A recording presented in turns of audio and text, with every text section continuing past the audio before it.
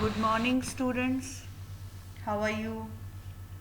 Students, yesterday I have taught you about the first Gulf War, and I have also told you that how the America has used smart bombs, and it has shown to the world that technically the USA is much superior as compared to the other countries of the world. USA became the hegemon, superpower. No other country could compete USA in any of the field that I have told you yesterday. Today I will teach you Second Gulf War. But before I explain this Second Gulf War, I will explain you one incident that happened in 2001. Students, are you noting down the points? Are you using your copy or pen? Please note down the important points. That was incident was attack of 9/11 on 11th September 2001. 19 hijackers, they hijacked four aeroplanes of America. They were from Arab countries and they were terrorists. What did they do? One aeroplane was crashed into the north tower of the World Trade Center, and the second tower was crashed to the south tower of the World Trade Center. World Trade Center is located in New York. Third aeroplane, it was crashed to the Pentagon. Pentagon is the building of Defense Department of USA, and the fourth aeroplane was to be crashed to the Congress of USA, but it failed and it came down in the fields of Pennsylvania. This was the terrorist attack on USA by the Arab terrorists on 11 September 2001. And in this attack, near about 3,000 people of USA were killed. Now, how USA has reacted, what he has done at that time, George Bush was the president and he ordered Operation Enduring Freedom as global war on terror. It attacked mainly upon Al Qaeda and the Taliban people, those who were in Afghanistan. These were the terrorist group, Al Qaeda and Taliban. Have you heard these names? Taliban and Al Qaeda. They were in Afghanistan, and it started global war on terror, and it launched Operation Enduring Freedom. Now I will teach you about the Second Gulf War. Second Gulf War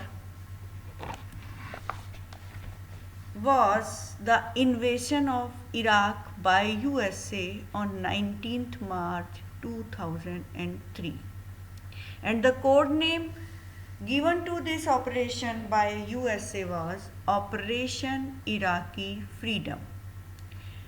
And in this operation, the troops from 40 countries, again led by USA, as in first Gulf War the leader was USA, in second Gulf War the leader of the troops from 40 countries was USA, and this was known as Coalition of the Willing. Students, you must know this thing, that in first Gulf War the order was given by UNO to attack upon Iraq, But in Second Gulf War, UNO has not given permission. No permission from UNO was taken. Why this attack was done by USA? Actually, USA said that Iraq is preparing WMD. WMD means weapons of mass destruction. And USA said that it can be harmful for the world. Although no evidences of WMD were seen in Iraq, but USA has blamed that Iraq is preparing WMDs, that is weapons of mass destruction.